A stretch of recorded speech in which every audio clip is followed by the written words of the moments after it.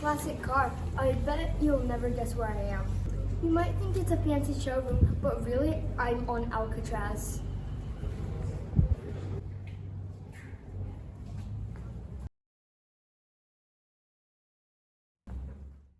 Have you recognized it yet? This is the most famous island prison in the world. If you haven't guessed yet, we're on our way to Alcatraz. First, we had to get on a ferry boat. Now we're on our way to Alcatraz. So close. I can't wait. When I got to the island, I sat down and interviewed the chief communications officer.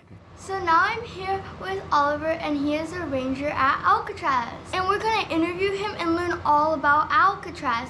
So my first question is, what is Alcatraz?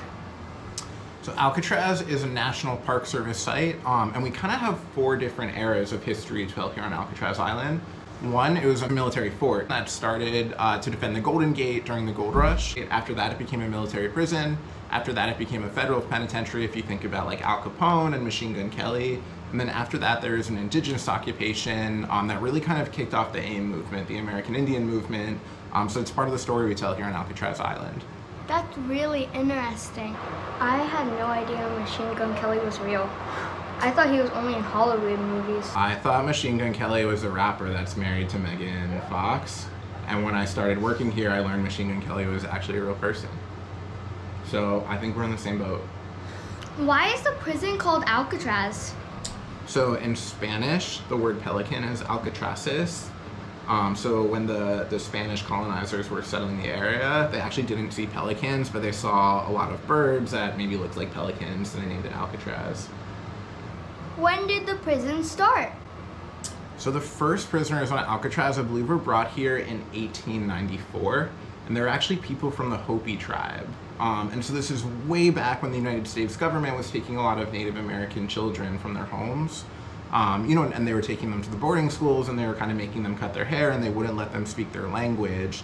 So there were 19 men from the Hopi tribe, and they wouldn't let their kids go to the boarding schools, so the United States military actually took them, and they brought them here. They were the first prisoners. What is something that you wouldn't give up? Just kind of like how the Hopi men, they wouldn't give up their children, they wouldn't give up their culture. Do you have something that you wouldn't give up no matter what? Probably my reporting career. Your reporting career, yeah. I like that a lot. Like, you want to hold on to it, stand into your identity. Definitely. When did it become a prison in the 20th century? In 1934. It became a federal penitentiary. So it went from a military prison to a federal prison then.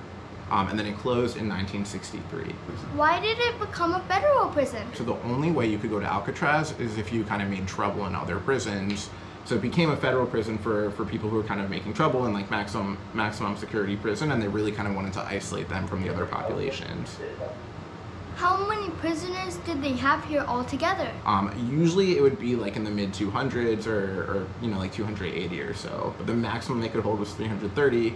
If you think about prisons today, a lot of them hold like 6, 7, 8,000 people. So Alcatraz is pretty small relative to like San Quentin or Solano State Prison or Chowchilla or other prisons around the state. Who was the Birdman of Alcatraz? That is a really good question. He actually wasn't really allowed to have access to birds, and he didn't really like birds that much, so it's sort of like a misnomer. It's one of those things that Hollywood kind of like spiraled, but I think the real story of the Birdman isn't really as exciting as a lot of people think, unfortunately. Did they ever execute people at Alcatraz? They didn't, no, they didn't do any executions here. I think only about 30 people ever passed away on the island. Was anyone killed by a guard? Yeah, there are actually a few people who tried to escape. And the guards shot them. That's sad. Yeah. Who was Al Capone? So alcohol used to be illegal in the United States, and Al Capone was sort of a gangster. He sort of had his hand in a lot of that too. And like maybe he had done like a lot of murders, but he was never convicted on that. Do you want to guess what he was in prison for? Selling alcohol? Not selling alcohol, but that's a really good guess. It was actually tax evasion. He didn't pay his taxes, and he had a lot of money coming in. So sort of that's what the U.S. government got him in prison for. But Al Capone, when he was here, he was actually really sick, and he eventually he was so sick they actually moved him off of Alcatraz Island and he passed away a little bit after that. So when he was here, he wasn't making any trouble or anything like that. How long was the prison open for? Prison was open just under 30 years. Do you want to guess why it shut down? I watch like TV shows about Alcatraz, that's why I want to come here. Yeah. And I watched like a documentary and it said it was too expensive. Exactly, you got it. So we are completely cut off from San Francisco. Even our Wi-Fi is terrible here, even though we're like so close to Silicon Valley, right? But we're completely cut off. All the water they have to bring in from a boat, and if people go to the bathroom, they have to take it off of the island too. So it's just sort of like too expensive for the federal government to run the prison, so they shut it down. What happened to the prisoners when Alcatraz closed? That's a really good question. It's because Alcatraz was a federal prison. I think they sent people to Leavenworth Prison in Kansas and some other places around the country too. How many people attempted to escape? A lot of people attempted to escape Alcatraz, and there are actually 3 guys who they never caught, and they swam into the bay. No one knows what happened. What do you think? Do you think they made it? I think they did, unless they like they drowned in the ocean. Yeah. Because I was watching the documentary and it said there was a picture of them that they found and that looked like them, and they went to like a person who could like analyze, and they said they look like the same people. So I think either they're still alive now or they passed away from some sort of like sickness or something. You are a really good investigative reporter. You did your homework and you're putting together all the pieces. Yeah. I kind of hope they made it too, right? But we don't know. That's sort of all the information we have. So yeah, sounds like you did your homework. Do any rangers live here? They don't currently, but I don't know. Do you think you could live here? Well, once I got here, it smelled kind of bad. Yeah. So I would I don't know. I think it smells too bad for me to live here also. What's the connection with Native Americans? The federal prison closed in 1963, so after that they're actually going to make Alcatraz into like an amusement park. There's going to be like a gondola coming from Fisherman's Wharf and maybe a roller coaster and a mall. And a lot of Native American activists and college students pointed to this clause in the Treaty of Fort Laramie. This is going all the way back to the 1800s, but what it said is that if there is any unceded federal land, it would go back to the Sioux tribe. So there's actually a protest that lasted about 19 months here on the island, where a lot of Native American college students came, and then people from around the world actually came as a protest against the US government for not honoring the treaty. And it sort of stopped them all from being built, and it sparked this like whole movement around the country and around the world, and it's the reason it's a national park site today. Do you think that's why the prison was preserved?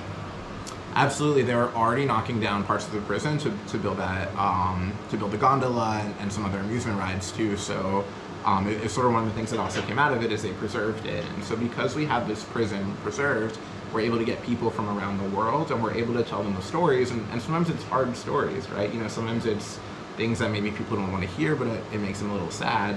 But it's part of our collective history, right? It's part of our cultural identity too. So I think I'm really thankful that Alcatraz has been preserved because we're able to kind of tell those stories. I'm happy it's preserved too. So that was my last question, and I would like to say thank you to you. Thank you. Yeah, thank you so much for having me. You are welcome here anytime you like. All right. Now we're gonna go into the cell rooms. Let's head in.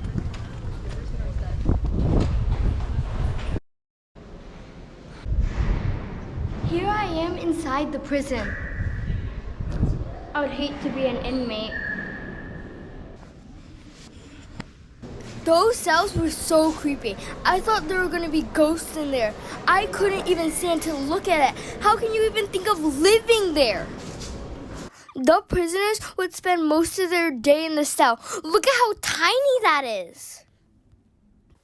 I bet the person who was in here was a really good artist, but still, how can you stand that place? Look at their schedule. That schedule is so tough. It looks harder than my school. They have so many inmate counts. It's like they spend the whole day just counting inmates. I'm in one of the really dark prison cells, and I'm super scared. I'm getting out now. I'm in solitary confinement one, and I'm not even that in, and I'm already getting freaked out, so I'm leaving now. That's the solitary confinement room, also known as the hole. That place is so creepy. Some people were in there for months, but I was only in there for 20 seconds and I couldn't handle it. I bet there's ghosts in there. I'm glad I have a brave cameraman.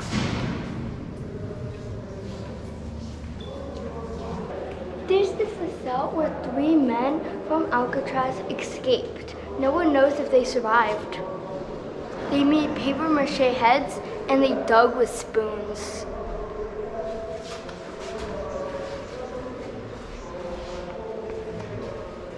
They climbed up to the roof and escaped out onto the port.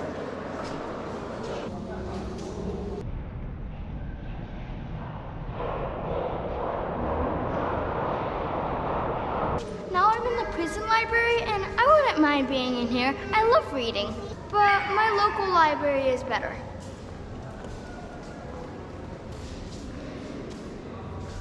Those are the showers that the prisoners had to use. They look really disgusting.